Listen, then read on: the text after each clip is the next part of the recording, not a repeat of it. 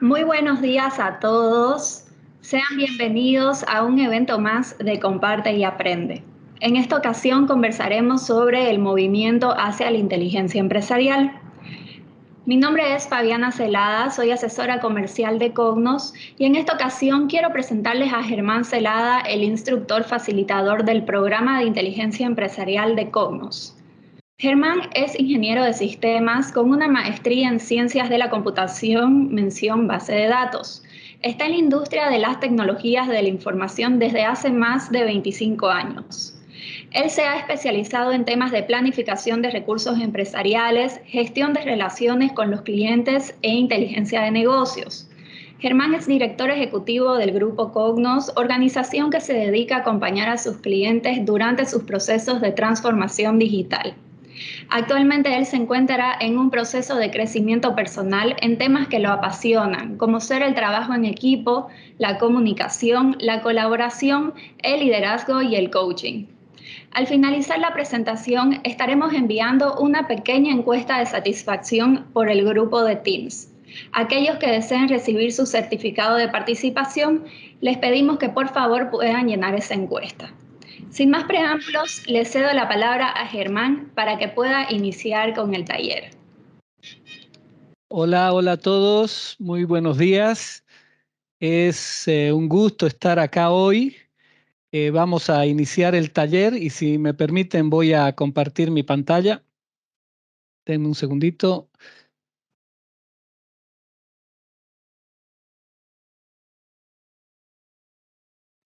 Bien, entonces quisiera que me confirmen si se está viendo mi pantalla, si está todo bien.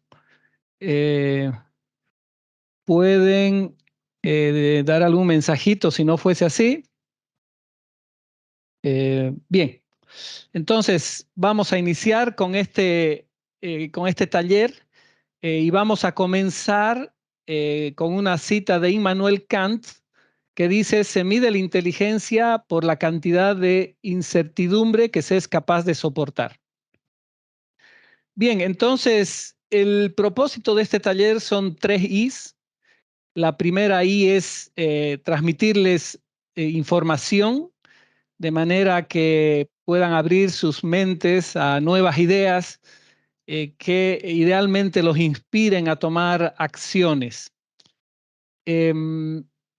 En lo posible, tomen notas de aquellas cosas que les llaman la atención, de aquellas cosas que les llegan a resonar.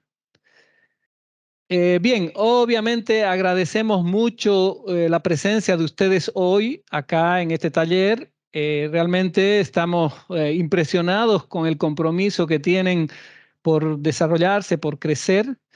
Vamos a estar por 1 hora y media más o menos y eso requiere un compromiso. Bien, ya Fabiana me presentó. Yo quisiera complementar algunas cositas y remarcar otras. 2 temas que son bastante personales. Una, lo que amo y otro, lo que me apasiona. ¿Sí? Lo que amo, seguramente como muchos de acá, mi familia. Tengo una bella familia, puro mujeres. La del medio es mi esposa, María Eugenia. La de la derecha es Daniela, es mi hija mayor. Ella es licenciada en marketing. La de la izquierda es Fabiana. Fabiana trabaja conmigo, es la que nos presentó. Ella es administradora de empresas y al medio está María Eugenita, es mi hija menor, que está ya terminando su carrera de arquitectura. Y el otro tema es lo que me apasiona. Em, Entiendo que la gente pasa por etapas de su vida donde cambia sus pasiones.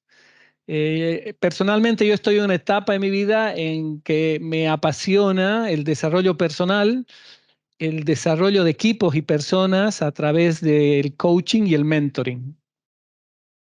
Bien, sobre Cognos, la experiencia de la compañía es de más de 25 años, cientos de clientes, miles de soluciones y cursos listados en una diversidad de rubros, como por ejemplo la parte de energía, petróleo, banca, finanzas, salud, educación, agro, construcción, transporte, etc.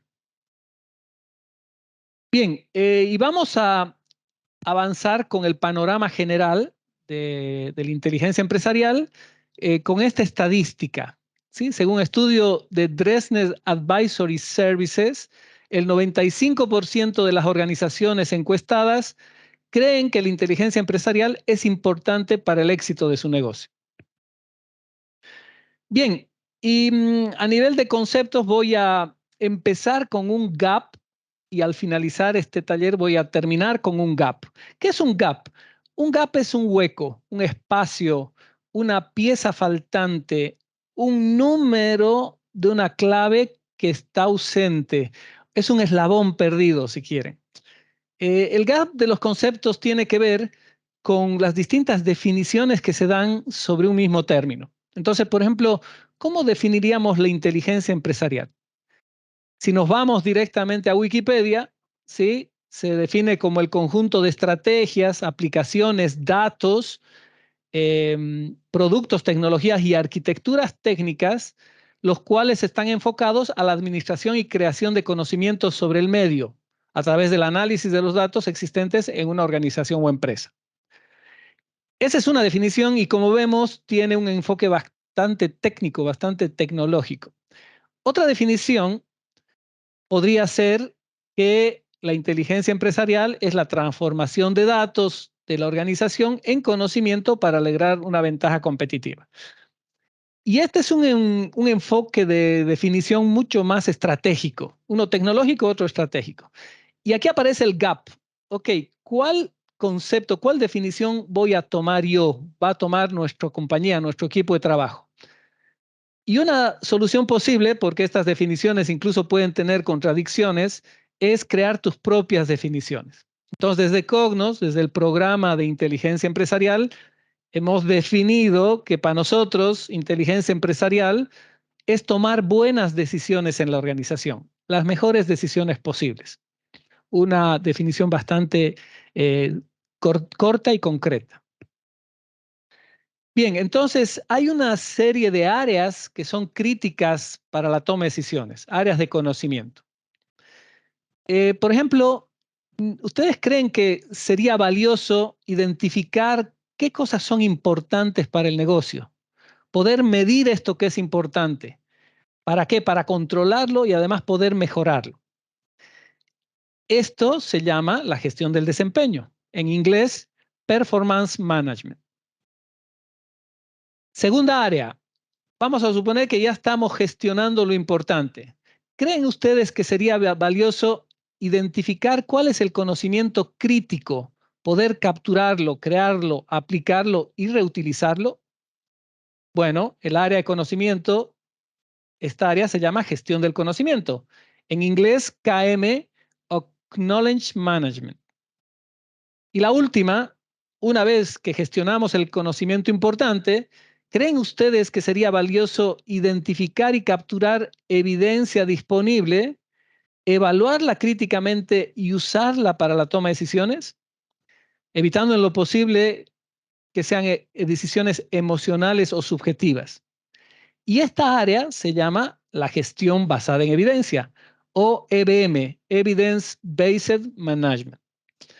Bueno, entonces, estas son las áreas que vamos a tratar hoy en el taller y vamos a armar como una estructura para unir estas piezas. Bueno, aquí lo que tenemos es el viaje previsto. A la derecha, ¿sí? Acá estoy mostrando con el mouse, está la visión de la compañía o del grupo o del proyecto, que es dónde se quiere estar, a dónde se quiere llegar en un futuro. ¿Sí? Aquí está la estrategia del negocio. La estrategia es el camino que los líderes han diseñado para ir desde donde estamos hacia donde queremos llegar. Y aquí está la inteligencia empresarial como una herramienta, como un entorno que apoya las tomas de decisiones en el viaje estratégico. El qué hacer, entonces, la gestión del desempeño que nos da el foco sobre lo importante, la gestión del conocimiento que nos da los insumos del conocimiento y la gestión basada en evidencia para la toma de decisiones. El cómo, quién y con qué hacerlo es a través del gobierno o la gobernanza de procesos, tecnología gente y datos. Y como base de toda esta estructura, el cómo ser, la esencia nuestra como personas, el liderazgo tanto personal como corporativo. Y hacer cualquiera de estas iniciativas sin tecnología no hace sentido. Hoy no hace sentido. Tenemos que apoyarnos en la transformación digital.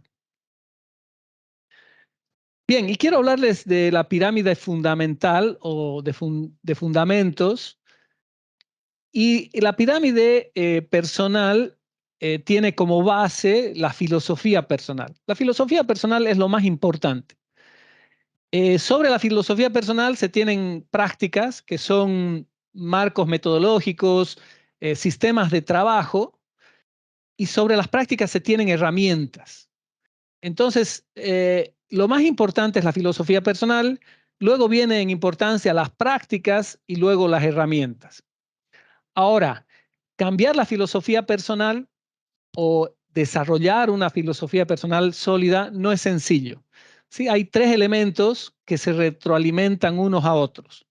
Están las creencias, ¿sí? Lo que nosotros creemos.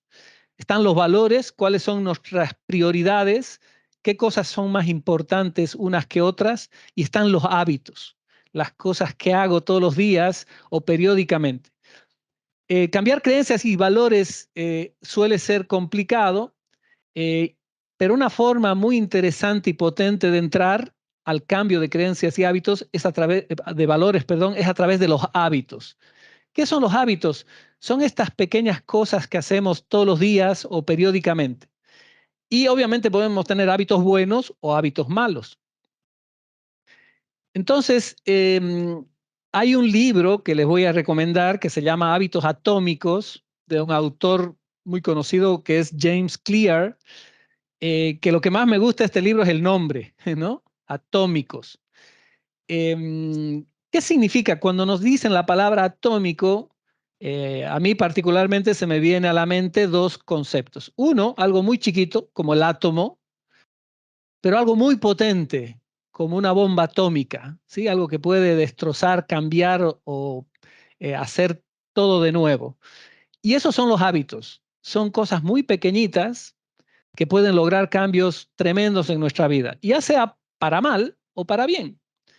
Dentro del libro de James Clear, él menciona una estrategia, una metodología para impulsar los buenos hábitos y debilitar los malos hábitos. Y sucede esto a través de los estados por los que pasa un hábito. Entonces, vamos a ir haciendo esto con un ejemplo. Vamos a suponer que nosotros queremos en las tardes, a media tarde, en lugar de comer las empanaditas y el masaco, quiero comer una manzana, ¿sí? Algo más sano porque estoy con sobrepeso. Entonces, el primer estado del hábito es el estímulo o señal. Para impulsar los hábitos buenos hay que hacer visible esa señal y para los malos hay que hacerlo invisible. Entonces, por ejemplo, para el tema de la manzana, yo podría poner la manzana frente a mi escritorio a las 4 o 5 de la tarde y tenerlo ahí visible, ¿sí? Que sea el estímulo. El segundo estado de los hábitos es el deseo, el anhelo. Entonces, para los hábitos buenos hay que hacer que eso sea muy atractivo y para los malos hay que ser obviamente que no sea atractivo. Entonces yo podría, por ejemplo, comprarme manzanas muy grandes, coloradas, hermosas, que sean atractivas para que yo las desee. El tercer estado de los hábitos es la reacción, es decir, ya me como la manzana, o sea, ejecuto el hábito y para impulsar los buenos hábitos hay que hacer que eso sea muy fácil y para detener los hábitos malos hay que hacer que sea muy difícil.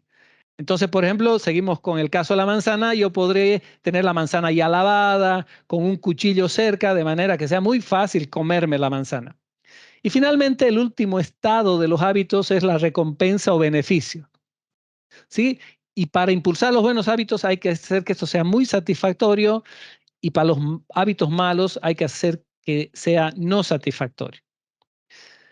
Bien, y si esto lo mapeamos al tema de equipo humano, corporativo o proyecto, tiene sus equivalentes. Entonces, todo lo que es filosofía personal vendría a ser la cultura del equipo, lo que son las prácticas vendrían a ser los procesos del negocio y lo que son las herramientas vendría a ser la tecnología. Y la volatilidad, la frecuencia con que cambian las cosas, viene de arriba hacia abajo. O sea, la tecnología cambia muy rápidamente. Luego, menos rápidamente cambian los procesos y menos, mucho menos, con menor rapidez cambia la cultura o la filosofía personal. Bien, entonces, durante este taller vamos a seguir este recorrido. Uno, vamos a hablar un poquito sobre liderazgo. Dos, vamos a revisar la transformación digital. Tres, vamos a hablar y conversar sobre la gestión del desempeño. Cuatro, sobre la gestión del conocimiento. Cinco, sobre la gestión basada en evidencia. ¿Sí? Y esto lo vamos a usar, vamos a aplicar un enfoque Pomodoro. ¿Sí? No sé si han oído hablar de la técnica Pomodoro, es una técnica de enfoque muy, muy interesante que te dice lo siguiente. Ante la cantidad de interrupciones y información abrumadora que tenemos todo el tiempo, debemos dedicar un espacio sin interrupciones que se llaman pomodoros. ¿Sí? Pomodoro es en italiano tomate y es un autor italiano el que hizo esta técnica. Entonces, durante cierto tiempo nos vamos a concentrar en un tema. La técnica Pomodoro te dice durante 25 minutos y luego descansa 5 minutos. Y luego de 4 Pomodoros haces un descanso más largo de unos 10 o 15 minutos. Bueno, nosotros no vamos a hacer exactamente con estos tiempos, pero sí vamos a rescatar el concepto de trabajar un tema durante una cantidad de tiempo y luego vamos a hacer una encuesta para ver cómo estamos en ese tema, como un tema de relajación, de descanso. Bien, entonces, siguiendo este plan, vamos a entrar al primer tema, al de liderazgo, y arrancamos con esta estadística. Dice así, el 70% de la variación en el compromiso de los empleados se debe a la calidad del liderazgo. Bien, y todo comienza con uno mismo. Todos estos temas los vamos a tratar de enfocar de adentro hacia afuera. ¿Sí? ¿Cómo podemos liderar a otros si nosotros mismos no nos estamos liderando? Entonces, les voy a mostrar el triángulo del desarrollo personal, que también se conoce con el nombre del triángulo del logro o el triángulo del éxito, si quieren, que nos permite establecer una línea, una filosofía respecto al tema personal. Y es de adentro hacia afuera, actuando con un propósito y buscando la sabiduría. Entonces, el primer pedazo del triángulo es de adentro, es ese diálogo interno que tenemos con nosotros mismos. Se trata sobre el autocontrol, el autoconocimiento, la autodisciplina, desarrollar creencias que dirijan nuestros patrones de comportamiento. En esta área es muy importante desarrollar y madurar la filosofía personal y trabajar mucho la habilidad de absorber. Decíamos que estamos en un mundo invadido de información que casi que nos infotoxonomía, que nos intoxica, abrumados, entonces tenemos que absorber las cosas importantes y tampoco dejar pasar las cosas importantes. Y el hacia afuera sería la gestión de relaciones, cómo nos comunicamos con los demás, cómo nos relacionamos, la famosa inteligencia emocional que pretende desarrollar la confianza. La confianza es cómo cumplimos nuestros compromisos, nuestra palabra con los demás. Es muy difícil crear confianza en el tiempo, pero es muy fácil romper la confianza que los demás nos tienen. Y como un nivel más avanzado de relacionamiento está la conexión, que va más allá de la confianza y ya va a un tema emocional. Es una sincronía de corazones, si se quiere decir así.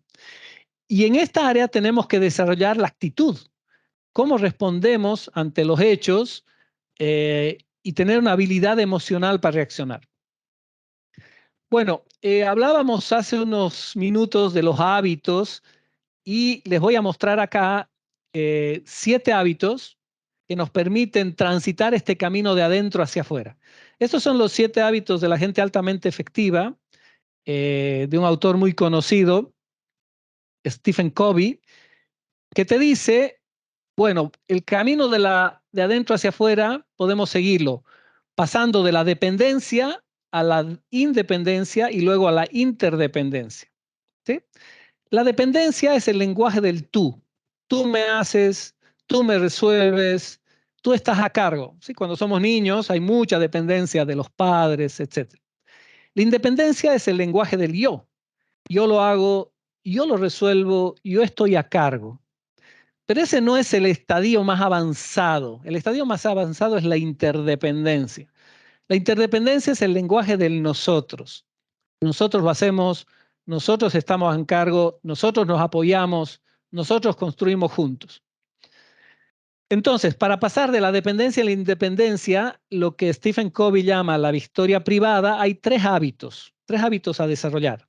La primera es el ser proactivo, es decir, responder a las circunstancias según nuestros valores, ojalá según nuestros principios y no según las circunstancias ni las emociones. El hábito 2 es el comenzar con el fin en mente. Hay una cita que dice, si fallas en planear, estás planeando fallar.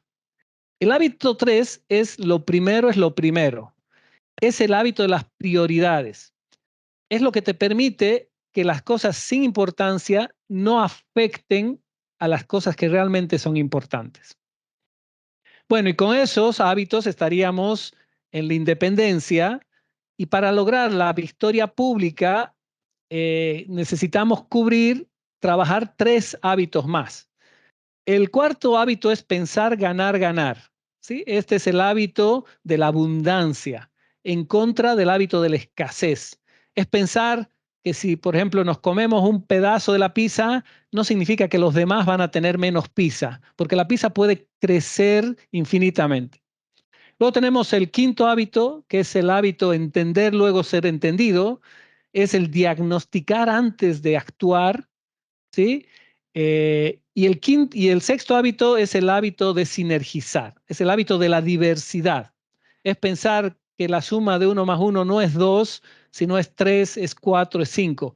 Es que somos complementarios por nuestras habilidades. Cuando hablo de este hábito, muchas veces me gusta hacer un ejemplo y decir, ¿qué pasaría si tenemos un equipo de fútbol en un campeonato y todos somos arqueros? ¿Sí? Sería un desastre.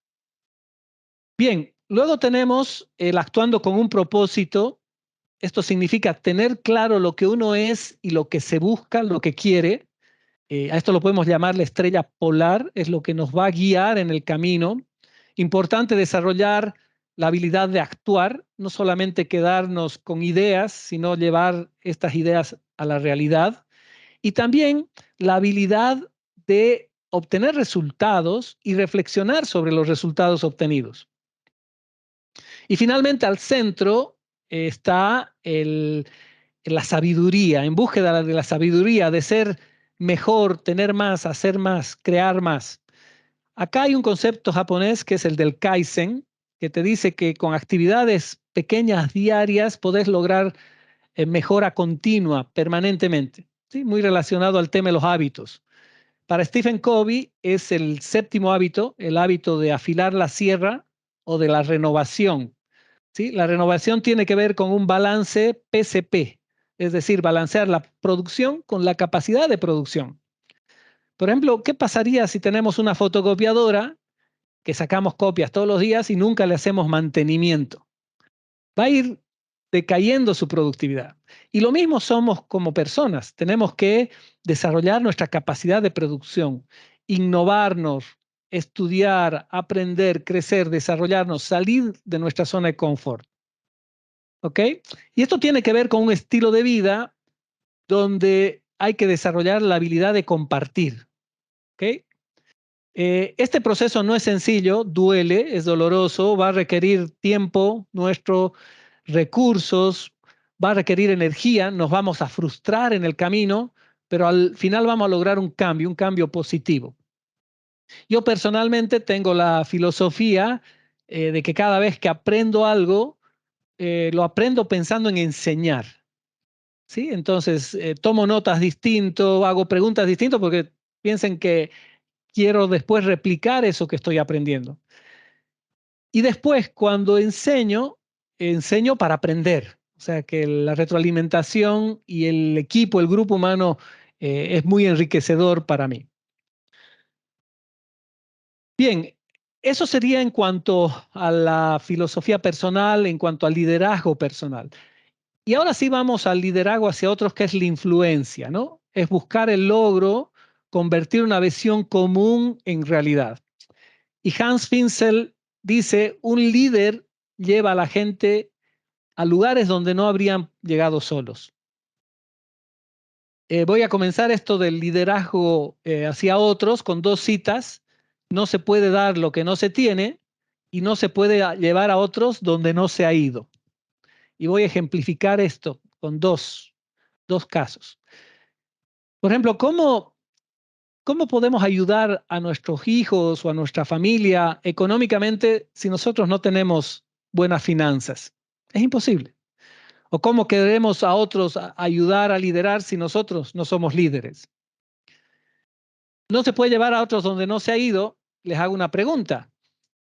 Si vamos al gimnasio y, por ejemplo, nuestro objetivo es marcar los abdominales, ¿a qué profesor vamos a elegir? ¿Al musculoso y barrigón o al musculoso y marcado o al no tan musculoso y marcado? ¿Sí? El que ha recorrido el camino va a ser la persona más indicada. Entonces, influencia, eso es liderazgo, no es nada más que eso, influencia. Y se dice que todo sube y todo baja por el liderazgo, y el liderazgo consiste en convertir una visión en realidad. Por esto, el líder debe tener una visión y un plan claro. No podemos ser líderes si no tenemos una visión y un plan. El liderazgo requiere conexión y apoyo. Conexión es el hecho de que el líder se gane el corazón de la gente antes de pedirles algo, y el apoyo significa que los seguidores apoyan al líder primero antes que a su visión. Sí, les doy un ejemplo. Hitler. Mucha gente seguía a Hitler por su carisma y no tanto por la visión perversa que tenía del mundo. Y la otra cosa que hacen los grandes líderes es el crecimiento explosivo, es decir, crean no solamente seguidores, sino crean otros líderes. Los grandes líderes siempre están excediendo las expectativas. Y nosotros como personas tenemos una diversidad de espacios para exceder expectativas. Por ejemplo, de un padre a su hijo, de una esposa a su esposo, de un jefe al personal, de una persona a su jefe, de alguien a su cliente, de uno hacia un desconocido. Por ejemplo, ¿cómo una persona podría exceder las expectativas de su jefe? Haciendo su trabajo, pero siempre dando un esfuerzo adicional, un compromiso más. Luego, los líderes añaden valor todo el tiempo, ¿sí? Y empiezan con uno mismo, luego a los demás y finalmente al entorno. Y les voy a dar un ejemplo de por qué hay que empezar siempre en añadir valor a nosotros mismos. Pónganse en el escenario que estamos en un avión y caen las mascarillas de oxígeno. ¿Cuál es la recomendación? ¿A quién vamos a dar primero el oxígeno? ¿A nosotros mismos o a nuestros compañeros? ¿O a los niños que están con nosotros? Bueno, la azafata te va a decir, primero vos tome el oxígeno, para que podás después ayudar a los demás. Y luego el entorno, uno puede decir, bueno, ¿y por qué agregar valor al entorno? ¿Y por qué no? ¿Por qué no dejar las cosas igual o mejor antes de tocarlas? Y un ejemplo típico de esto es el caso de las barras japonesas en los campeonatos mundiales. Cuando van al estadio y limpian sus propias graderías y espacios en los que han estado. Sí, hay videos de esto que realmente nos dice, wow, qué cultura de la limpieza. Bien, y me voy a ir de esta lámina del liderazgo hacia otros con una abreviación, laudo. La L es listen, que sería escuchar más que hablar. La A es ask, preguntar más que decir. La U es underpromise, es prometer menos de lo que podemos lograr. Y la O es overdelivery, entregar más de lo que hemos ofrecido, exceder expectativas. Bien, bien, señores. Entonces hemos terminado el primer Pomodoro. Este ha sido un poquito largo. En este momento les voy a pedir que respondan el siguiente cuestionario. Se los voy a poner en la pantalla. Déjenme un segundito, lo voy a publicar. La pregunta dice, ¿considera usted que tiene una filosofía personal claramente definida y madura? Esto no es anónimo, o sea que no se preocupen, solo vamos a saber qué opina el grupo. ¿Sí? Acabo de publicar la encuesta, por favor, contesten. Denme un segundito. Ahora sí.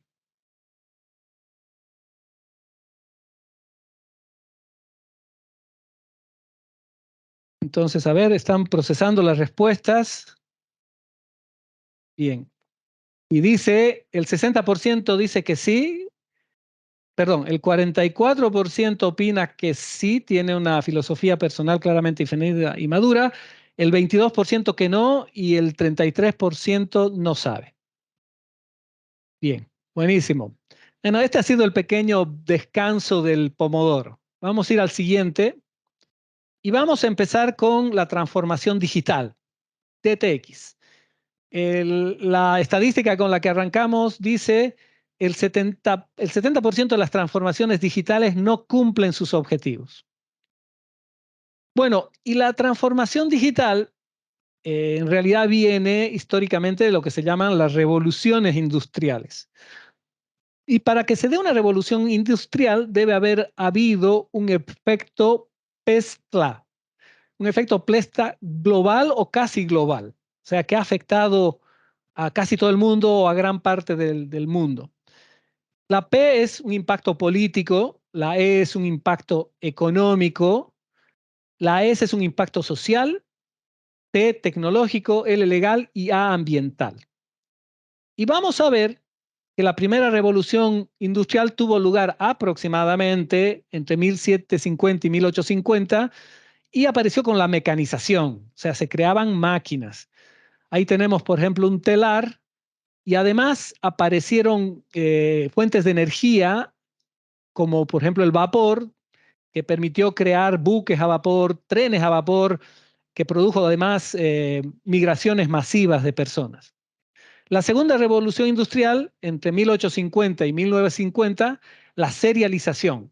Las máquinas mucho mejores, ampliamente mejoradas, producción en masa, en serie, aparecen nuevas fuentes de energía como la electricidad, se desarrolla el automóvil, se inventa la radio, etcétera. Una revolución industrial muy, muy importante. La tercera revolución industrial 1950 a 2000 aproximadamente, aparece la computadora, la digitalización, la automatización. Y se dice que hace como 20 años, desde el 2000, 23 años, estamos viviendo la cuarta revolución industrial, que es la era de la interconectividad. Todo y todos conectados. Aquí parece la automatización sofisticada, el famoso Big Data, la computación en la nube, el Internet de las cosas, etcétera. Pero fíjense qué interesante. También se dice que la tecnología crece exponencialmente. Y esto se ve en las revoluciones industriales.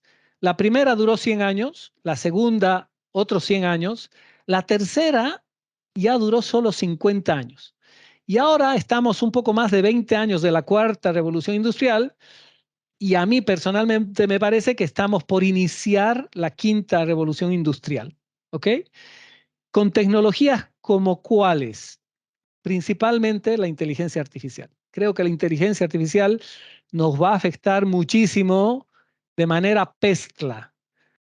Y además otras tecnologías, obviamente, como, como la tecnología microbiológica y otras que están fuertemente avanzando. La nanotecnología y la biotecnología. Bien, entonces vamos a hacer un sumario de las tecnologías que estamos viviendo ahora y que nos están impactando y que con seguridad van a seguir impactando. Entonces, cuando hablamos de recursos, de tecnología, de infraestructura centrales, escalables y resilientes y acceso ubicuo, multiexperiencia, estamos hablando de la nube, cloud. Cuando hablamos de almacenamiento inmutable de datos, estamos hablando de blockchain, que es la tecnología que usan las criptomonedas. Cuando hablamos de recopilación mejorada y diversa de datos, nos referimos al Internet de las cosas, a la sensorización de todas las cosas. Cuando hablamos de recopilación mejorada y diversa de datos y de tecnología de automatización sofisticada, estamos hablando de RPA. Esto es Robotic Process Automation. Cuando hablamos de recopilación mejorada y diversa de datos y de ciencia de datos contemporánea, estamos hablando de Big Data. Cuando nos referimos a ciencia de datos contemporánea, hablamos de Machine Learning, aprendizaje de máquina, algoritmos que aprenden. Y finalmente, cuando hablamos de ciencia contemporánea de datos y toma de decisiones autónoma, nos referimos a inteligencia artificial. Bien, señores, cerramos este siguiente Pomodoro. Voy a publicar la siguiente encuesta que dice lo siguiente. La estoy liberando.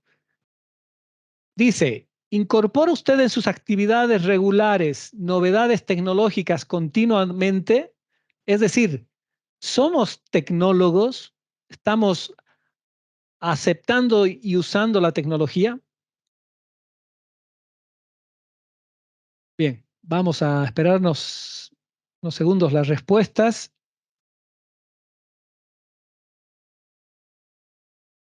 Bien, entonces tenemos, ok, tenemos solo 6 respuestas. Si pueden seguir respondiendo, por favor.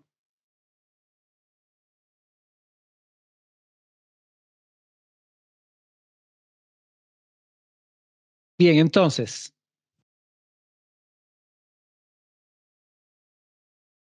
vamos a leer las respuestas. Dice sí, el 70%, no el 20% y no sabe el 10%. ¿Ok? Eh, bien. Voy a seguir entonces y vamos a entrar al siguiente Pomodoro que trata sobre la gestión del desempeño. La estadística acá es que el 43% de los empleados tiene las mismas áreas de mejora mencionadas cada año.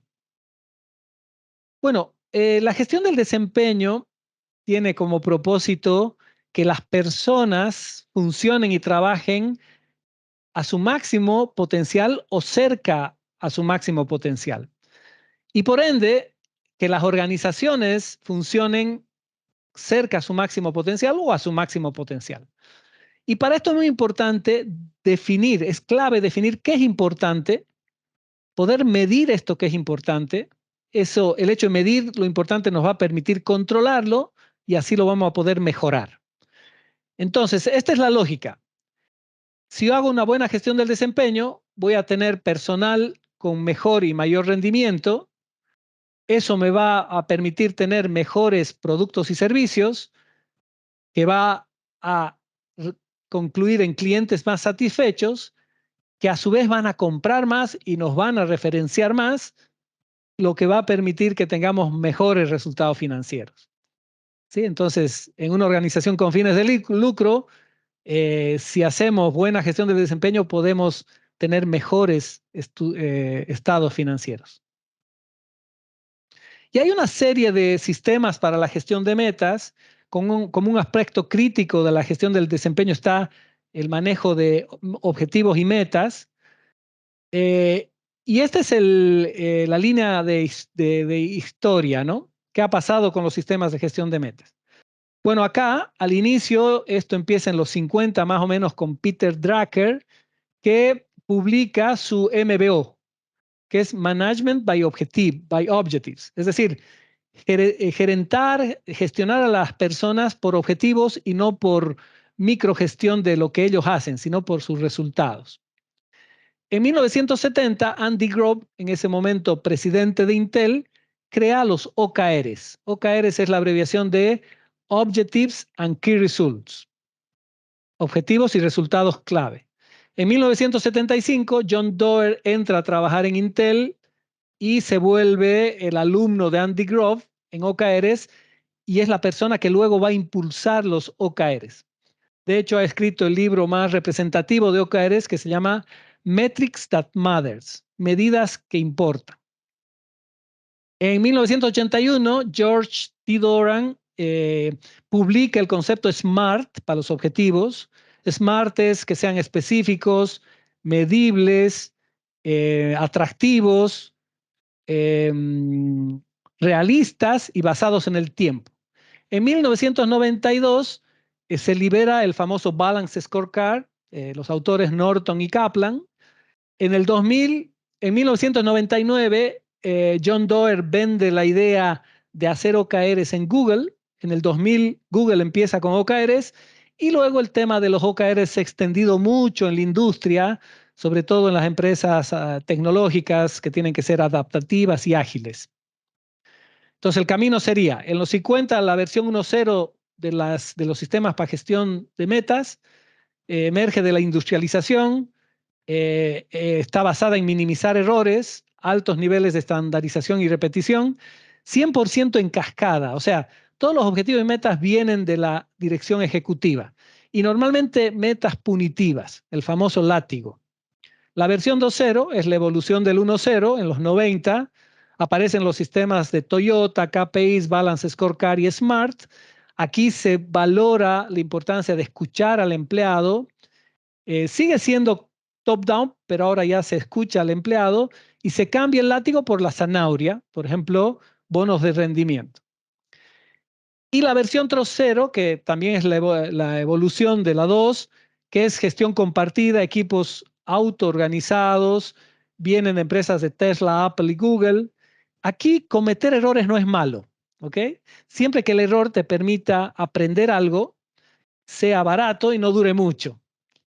Son ciclos cortos de experimentación y optimización. La prioridad es la agilidad, es decir, cometer errores, aprender y adaptarse. Bien, vamos a ir al siguiente cuestionario. Lo voy a publicar. Deme un segundito. Ok, ya lo publiqué. Por favor, vayan contestándolo. La pregunta es, dice, ¿usted regularmente utiliza objetivos y metas numéricas? Entonces, por favor, contesten el cuestionario. Nos damos unos segundos.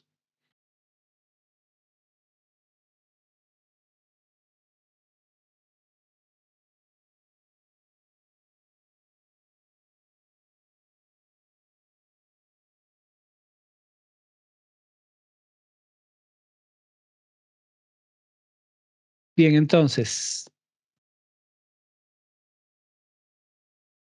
vamos a leer las respuestas.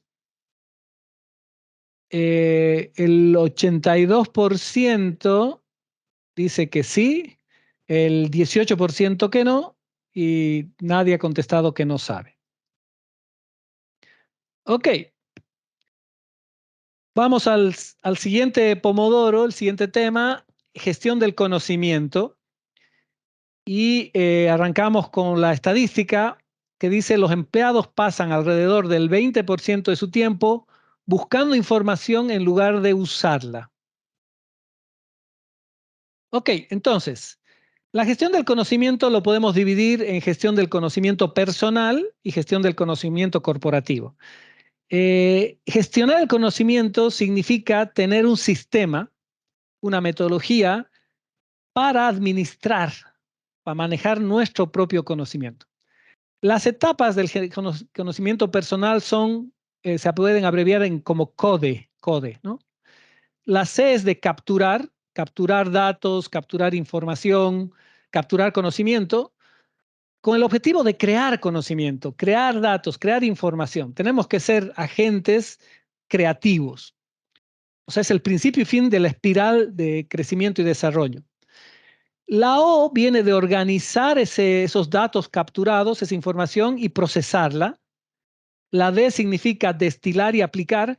Destilar es estudiar, entender, reducir a lo esencial la información que voy capturando y organizando. Y finalmente está la E de expresar y compartir. O sea, de nada sirve que yo sea un lago, una piscina, un estanque, un acumulador de información y conocimiento y que después no lo comparta, no lo haga fluir hacia otras personas. Y aquí hay una serie de metodologías que se usan para hacer PKM, como por ejemplo Pomodoro, la técnica que ya les he explicado. Para es una herramienta para organizar tu información digital. P es proyectos, A son áreas, R es referencias y A es archivo. GTD es una técnica para procesar bandejas de entrada.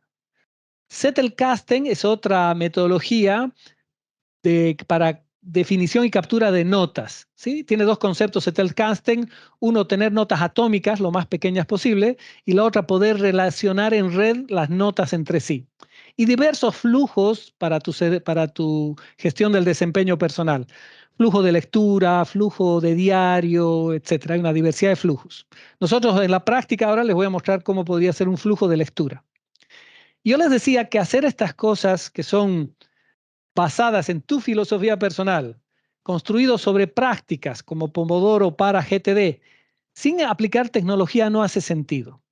Y la tecnología que se usa para esto se llama el cerebro digital, o el segundo cerebro, o el second brain.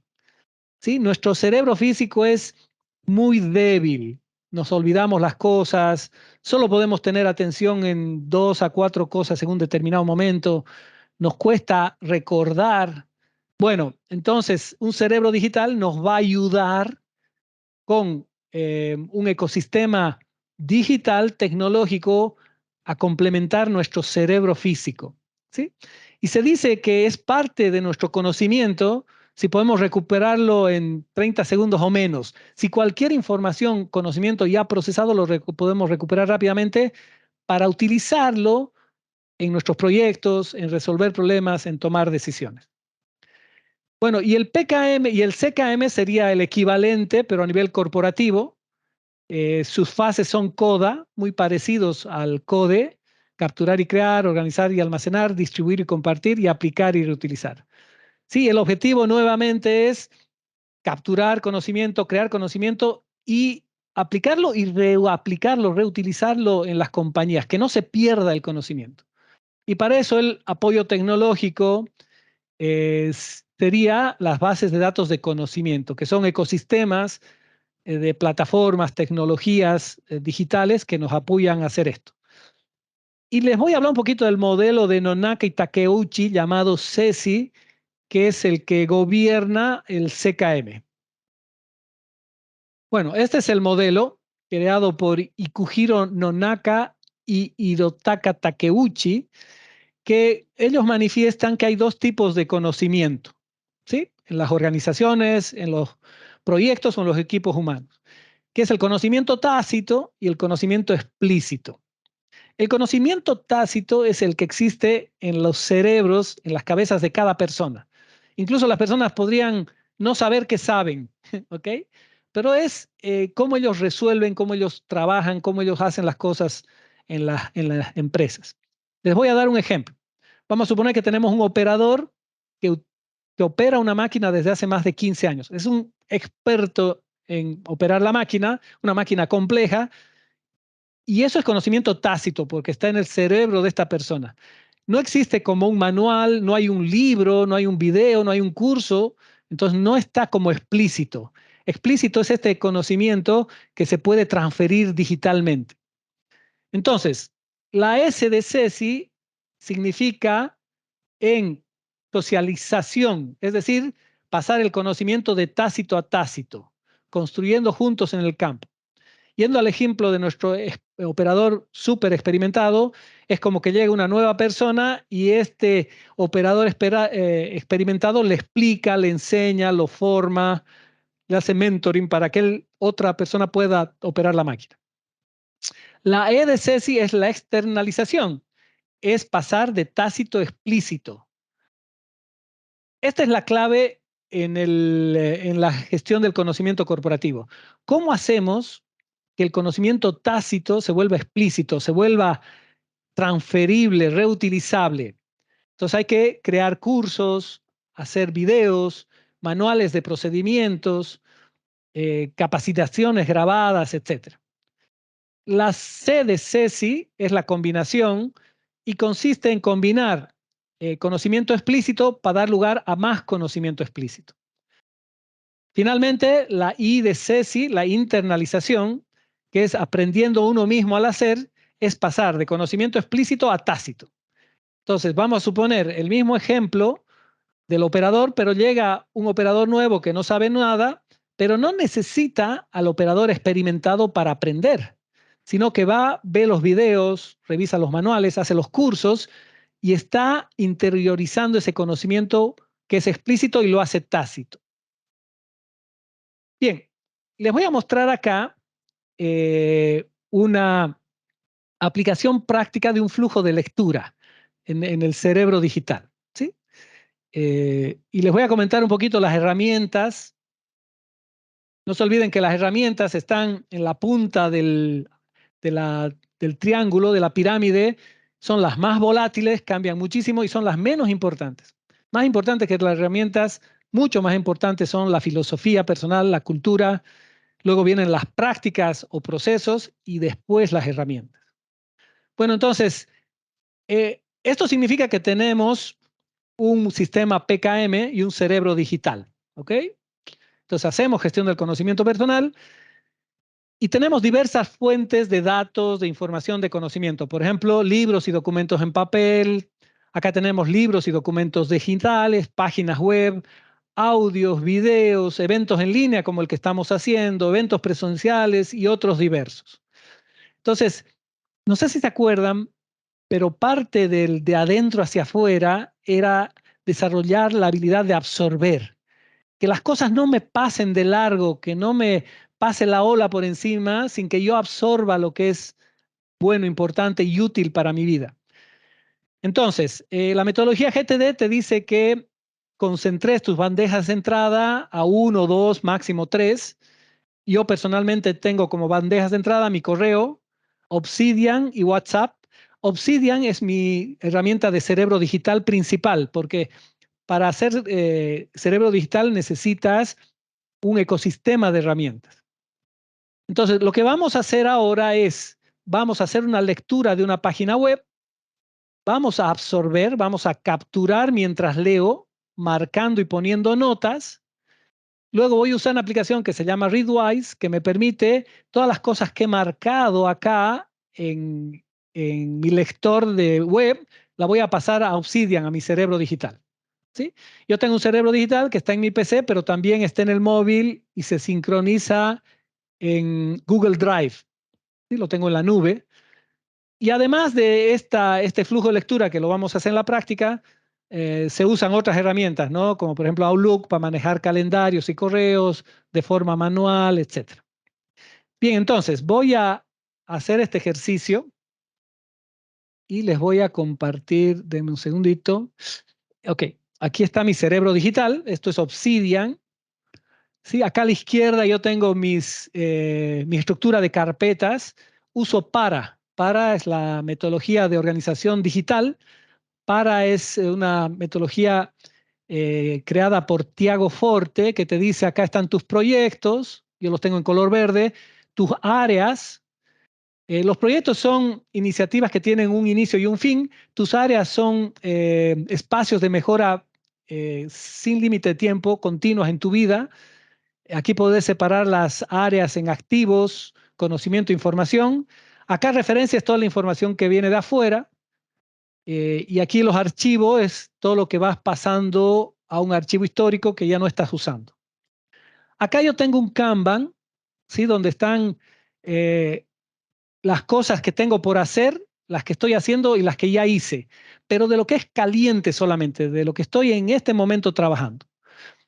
Y aquí yo podría tener una vista de mi cerebro digital por colores, ¿no? Entonces, cada uno de estos puntitos son mis notas. Sí, yo hace más o menos 1 año y medio, 2 años que empecé esto del cerebro digital. Yo tengo en total, si se fijan acá, tengo 4.497 notas. Y esto lo vas construyendo. Yo he visto personas que tienen 20.000, 30.000 notas. Obviamente su cerebro digital es súper tupido. Eh, bueno, yo estoy en eso. Y aquí cada color representa el tipo de nota que es. Por ejemplo, estas blancas son de mis diarios. Yo creo una nota por cada día. Acá estas doradas son datos fuente. Acá las naranjas, las verdes son proyectos y así. Y acá a la derecha yo tengo una serie de etiquetas donde tengo no lo más crítico está aquí, lo caliente, pero acá tengo las cosas a un día, a una semana, a 3 meses, a un año, etc. Bien, lo que voy a hacer ahora es el flujo de lectura. O sea, voy a leer algo en la web, voy a usar herramientas y voy a hacer que decante, que llegue eso a mi cerebro digital. ¿Ok? Entonces voy a ir a la web. Aquí estoy en un navegador y vamos a suponer que me interesa el tema de la inteligencia artificial. Yo voy a buscar acá inteligencia artificial, Wikipedia. Me interesa además ver un artículo de Wikipedia. Bueno, está aquí haciendo la búsqueda y me aparece una serie de enlaces y vamos a suponer que quiero este enlace. Bueno, y yo quiero absorber, o sea, no solamente quiero leer. Hay distintos niveles de madurez en la gestión del conocimiento personal. El nivel más inmaduro sería la ignorancia, uno que no captura, que ni siquiera por ahí lee. El siguiente nivel es el nivel en que yo capturo. Pero yo capturo y no hago nada después, estoy perdiendo el tiempo. Entonces, el siguiente nivel después de capturar es procesar. Y después de procesar, debo poder crear activos. Entonces, aquí tengo este artículo sobre la inteligencia artificial que me dice muchas cosas. Y yo voy a empezar y digo, bueno, esto quiero yo procesarlo, o sea, quiero hacer captura. Le voy a dar clic acá, ¿sí? Yo tengo un add-in que me integra esto con una herramienta que se llama Reader, de Readwise. Entonces voy a hacer una lectura para marcar y para poder poner notas mías mientras leo. Entonces abro esto en Reader y acá en Reader me aparece el texto y me da más ayudas. Me da un sumario, aquí me da la estructura del artículo y yo voy a ir marcando, ¿no? Entonces digo, la inteligencia artificial en el contexto de las ciencias de computación es una disciplina, un conjunto. Bueno, esta es la definición y vamos a suponer que esto me interesa. Entonces yo le voy a dar aquí, voy a marcar todo este párrafo, ¿ok? El hecho de marcar es muy importante en el proceso cognitivo. Entonces yo marqué esto, sigo leyendo y aquí digo, por ejemplo, aquí hay una definición de la UNESCO que me interesa. Entonces también voy a marcar esta definición de la UNESCO, pero además le voy a poner una nota. ¿Sí? Le voy a poner, esto es una cita. ¿Sí? Le voy a poner que es una cita y obviamente yo podría poner mis notas, mis pensamientos, mis ideas. Sigo hacia abajo y acá hay una parte que dice, por ejemplo, controversias, regulación, críticas. Bueno, quiero ir a ver las críticas. Me voy a las críticas y aquí dice, la revolución digital y el desarrollo de la inteligencia artificial está suscrita, sucinta, temores y preguntas. Sí, por ejemplo, Bill Gates y Elon Musk opinan que debe ser muy cauteloso con la inteligencia artificial. Si tuviéramos que apostar por lo que constituye nuestra mayor amenaza a la existencia, sería precisamente ciertas aplicaciones sofisticadas del citado asunto que podrían llegar a tener derivaciones por completo y pensadas. Imagínense la potencia de esto que está diciendo, que la inteligencia artificial podría afectar nuestra vida de manera importante. Bueno, una vez que marco esto, yo lo voy a llevar aquí a nuestro cerebro digital. Voy a expandir aquí Readwise, que es la herramienta que yo utilizo. Tengo los artículos y los libros. Y aquí en artículos, bueno, tengo un montón de artículos, pero no tengo el de la inteligencia artificial. Antes voy a volver al artículo, si me permiten, voy a volver acá y le voy a decir que este artículo yo quiero cambiarle el título. Entonces le digo edit metadata, editar los metadatos, y aquí le voy a decir en el título, en lugar que diga tipos, que diga inteligencia artificial, artificial. Y le digo salvar. Bueno, ahora, si yo marco esto, tengo que tener la posibilidad de llevarlo a mi cerebro digital para después procesarlo, destilarlo y usarlo para mi proceso creativo de generación de otros activos. Entonces voy a volver acá Y aquí voy a invocar al proceso que me sincroniza lo que he marcado en la nube de mi lectura web con mi cerebro digital. Entonces le digo aquí readwise y le digo que me sincronice los datos. Entonces aquí dice está haciendo la exportación. Ok. Salvando los archivos.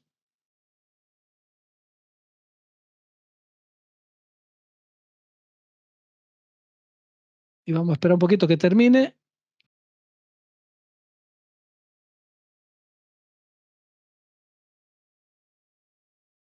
Bueno, y acá me debería aparecer el artículo de inteligencia artificial. Aquí está. Entonces lo marco acá. Entonces ya capturé y lo que tocaría hacer es procesar. Le doy clic acá.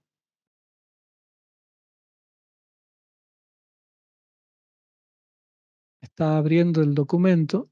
Aquí está. Entonces fíjense, el artículo que yo leí en la web, marqué las cosas, puso mi nota, me lo trae de manera muy inteligente, me crea una serie de metadatos. Aquí yo podría volver al artículo original. Eso es muy importante al hacer captura.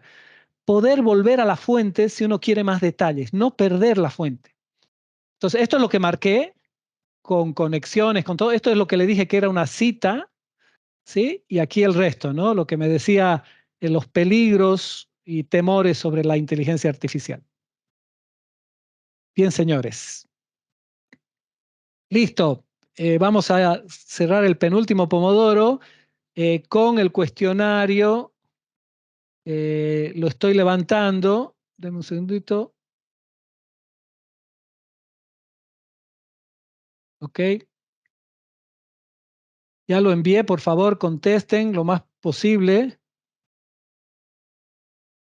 Y la pregunta es, mientras van contestando, la siguiente. ¿Utiliza usted algún sistema estructurado para gestionar su conocimiento personal? Sí, no, no sé.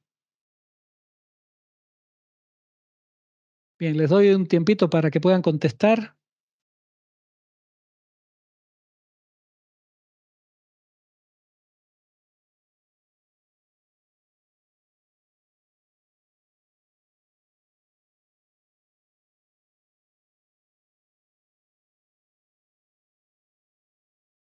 Bien,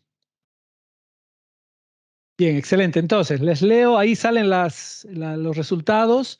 38% dice que sí, 62% dice que no. Bien, vamos a entrar entonces al siguiente Pomodoro, donde vamos a hablar sobre EBM, gestión basada en evidencia, y arrancamos con la estadística, que nos dice, el 75% de los gerentes de nivel medio y alto creen que la adopción de la gestión basada en evidencia mejoraría la toma de decisiones en sus empresas. Bueno, ¿y qué es la gestión basada en evidencia? Como dice acá, es un enfoque sistemático para tomar decisiones basada en evidencia construida siguiendo el método científico. Básicamente, evidencia es información, datos, hechos que respaldan o contradicen una afirmación o una hipótesis, ¿sí? Y la gestión basada en evidencia es utilizar la mejor evidencia disponible para tomar decisiones. Evidencia que sea de múltiples fuentes y que sea evaluada críticamente. Entonces, la metodología detrás del EBM, dicho sea de paso, el EBM viene de la medicina. Piensen que en medicina no se puede tomar decisiones importantes sin evidencia científica, ¿ok? Sin exámenes médicos y todo esto. Y otro espacio donde se usa mucha gestión basada en evidencia es en el tema legal, en los juicios, ¿no? Todo tiene que ser con evidencia. Bien, entonces, lo primero que tenemos acá son las 4 fuentes posibles de evidencia que sugiere la metodología. Primero, los practicantes, es decir, los expertos, la opinión y experiencia y juicio personal de los expertos. Luego, la literatura científica, esto es los estudios empíricos que se hacen sobre un tema. Para ejemplificar este proceso de EBM podemos ir con la siguiente idea. Vamos a suponer que el gerente de nuestra compañía dice, todos los empleados vamos a ir a trabajar de manera virtual porque tienen mejor desempeño. ¿Ok? Vamos a partir de esa idea. Entonces, esa es una opinión. Entonces, ¿qué deberíamos ir a buscar estudios empíricos que hablen sobre el trabajo virtual si realmente genera mayor desempeño o no? Después, la siguiente fuente de evidencia son los datos internos de la organización, las propias experiencias de la compañía, y luego están los grupos de interés, los empleados, los proveedores, los accionistas, etcétera. ¿Qué valores y preocupaciones tienen sobre el tema? Entonces, esto trata de una metodología compuesta por las 6A y el primer paso de la metodología es ASK. Una cultura de gestión basada en evidencia es preguntar siempre cuál es tu evidencia para lo que estás afirmando. Le podríamos preguntar a nuestro gerente, ¿cuál es tu evidencia para decir que si nos vamos virtualmente vamos a ser más eficientes? El segundo paso de la metodología 6A es adquirir evidencia de múltiples fuentes, o sea, no solo quedarnos con la opinión, porque no es evidencia, opinión del gerente, ir a preguntarle a expertos, buscar estudios científicos sobre el tema, ver qué experiencias hemos tenido en la organización, nuestros propios datos y qué opinan los grupos de interés, cuáles son los valores sobre el tema y las preocupaciones. El tercer paso es el appraise, es juzgar críticamente la evidencia. El cuarto, agregar, juntar la evidencia. No se olviden que evidencia es una probabilidad del 0 al 1. 0 no puede ocurrir, 1 100% que va a ocurrir. Entonces, cada fuente de evidencia tiene un diferente peso. Hay que unir todo esto para tener un número que represente a todas las evidencias disponibles según su peso. Luego hay que usar la evidencia para tomar la decisión. Ok, la evidencia dice que sí, realmente tenemos un 60% de probabilidad de mejorar el desempeño. Vamos a ir al trabajo virtual. Y el último paso de la metodología es assess, evaluar la decisión tomada. Una vez que hemos tomado la decisión, ¿ha sido la correcta? Reflexionar, ¿conviene seguir haciéndolo? Etcétera. Bien, vamos a hacer ahora el cuestionario de este pomodoro y voy a levantar el pomodoro. Deme un momentito. Ok, ya lo estoy publicando.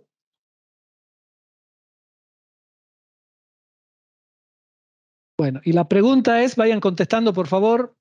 Dice, a la hora de tomar decisiones importantes, ¿considera usted varias fuentes de evidencia? Respondan, por favor.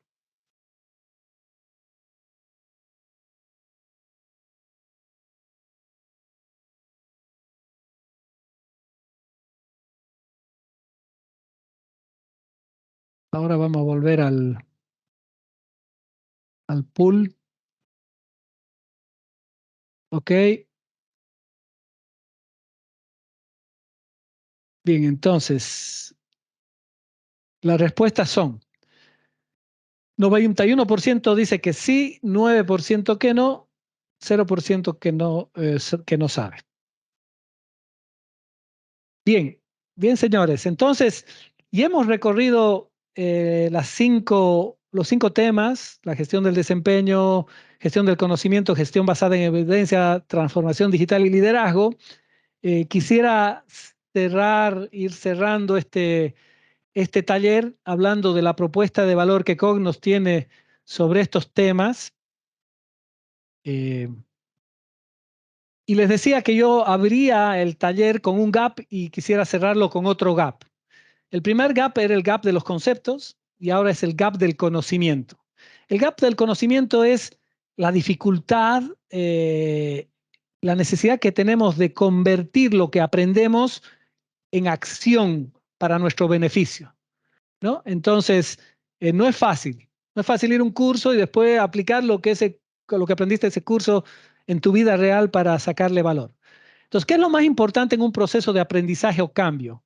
O sea, ya sea que queramos hacer gestión del desempeño o gestión del conocimiento personal, puedo hacer cursos, ver videos, pero lo más difícil va a ser yo aplicarlo. Entonces, Esto, llevarlo a la práctica, aplicarlo a tu favor lo antes posible, es lo más importante. El problema es que se pasa mucho tiempo, se olvida, ¿sí? Se pierde. Perdés el interés, perdés la conciencia del tema. Es aquí donde Cognos entra con su propuesta de valor, trabajar en la pieza faltante del gap del conocimiento. Tenemos un programa que se llama Kucome Imp, ¿sí? Que calza acá. Entonces, tenemos cursos para capacitar y formar a nuestros clientes, procesos de coaching para facilitar y acompañar, procesos de mentoring para enseñar y guiar, y procesos de implementación para configurar y operar. Nos consideramos un agente facilitador y acelerador de estos procesos. O sea, ustedes obviamente pueden implementar todo esto que hemos hablado, pero quizá con nuestra ayuda lo pueden hacer más rápido y de manera más eficiente. Y ya saben, los temas de gestión del desempeño, gestión del conocimiento, gestión basada en evidencia, apoyándonos de la transformación digital y el liderazgo. Bien, señores, estamos llegando al final. Bueno, tenemos un grupo de WhatsApp creado. Nos interesa mantenernos conectados. Podemos mantener creado ese grupo para compartir información, no solamente de nosotros hacia ustedes, sino que ustedes puedan compartir ahí información relacionada, obviamente. También manifestarles que para empresas, grupos empresariales, tenemos talleres gratuitos cerrados sobre este tema. También a empresas damos sesiones de coaching para elevar el nivel de conciencia en el estado en el que se encuentran en estos temas. Podemos hacer propuestas de servicios y, como les decía, nos interesa mantenernos conectados, intercambiar información, experiencias que tengan, vivencias sobre este tema. Bien, como decía Fabián al principio, les va a llegar una encuesta de satisfacción. A todos los que tengan la amabilidad de responderla, también les vamos a hacer llegar un certificado digital de participación en este evento. Y con eso, nada más que agradecerles y abrir un espacio de preguntas y respuestas. ¿Ok? Entonces pueden abrir sus comentarios en el chat o pedir que les habiliten el micrófono y empezamos unos minutos de preguntas y respuestas. Ok, señores.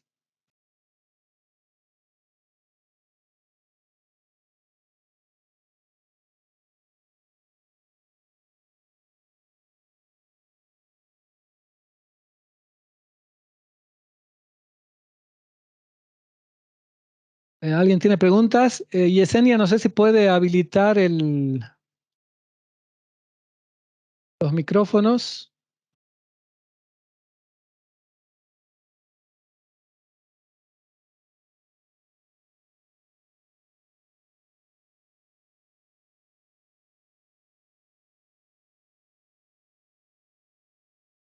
Yesenia, ¿hay alguna pregunta?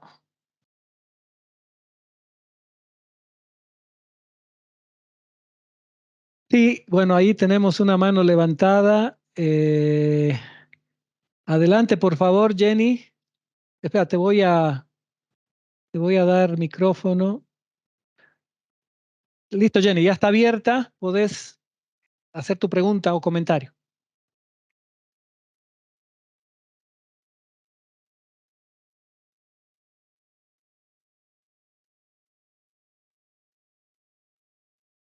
Hola, sí, ¿podés hablar?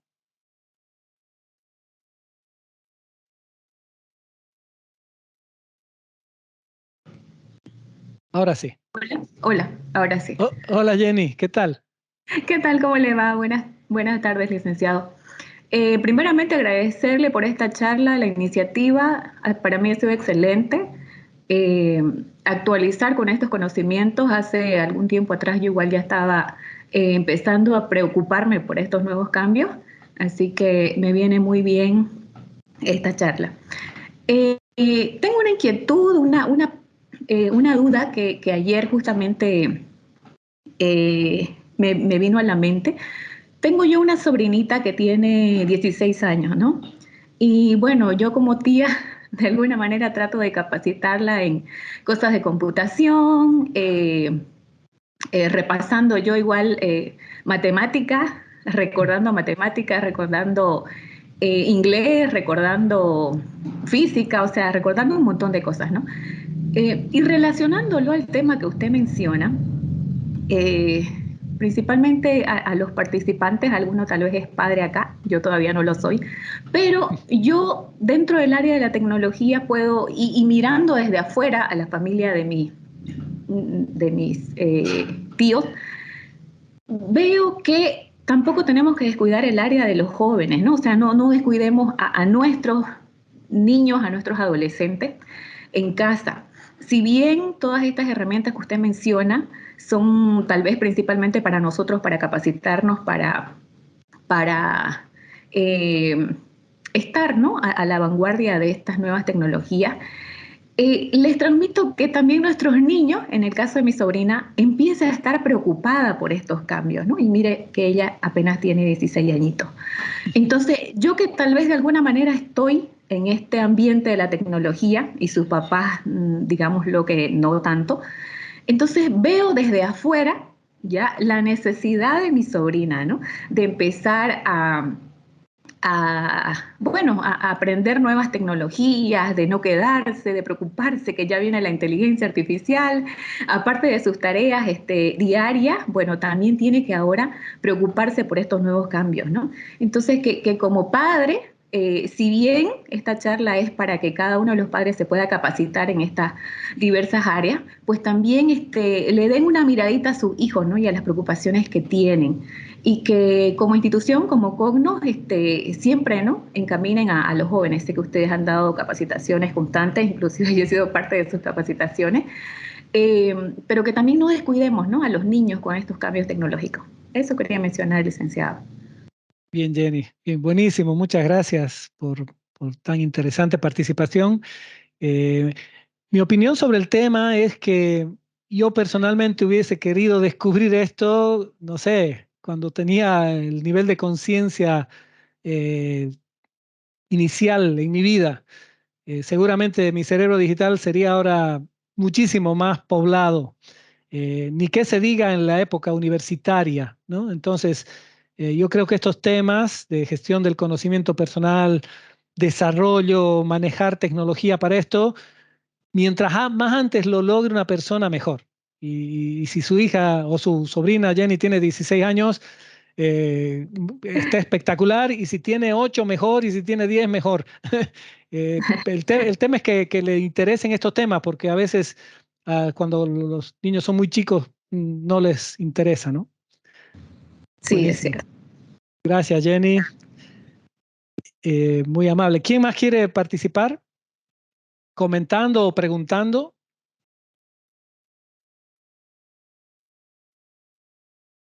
Cada que participa alguien, todos nos enriquecemos. O sea que está bueno si comentan o preguntan.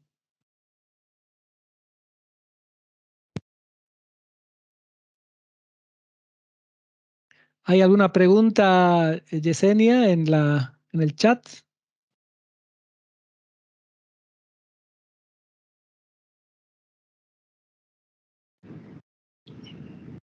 Por el momento no hay más preguntas, creo. Ok.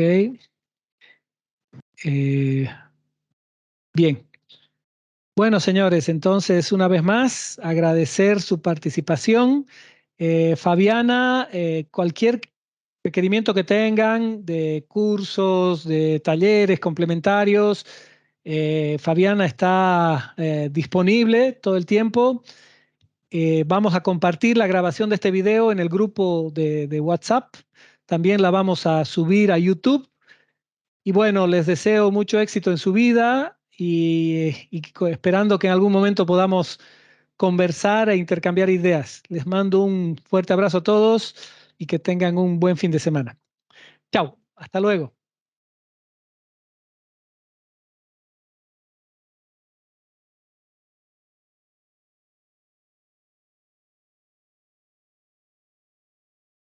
Muchas gracias, hasta luego. Muchas gracias, hasta luego.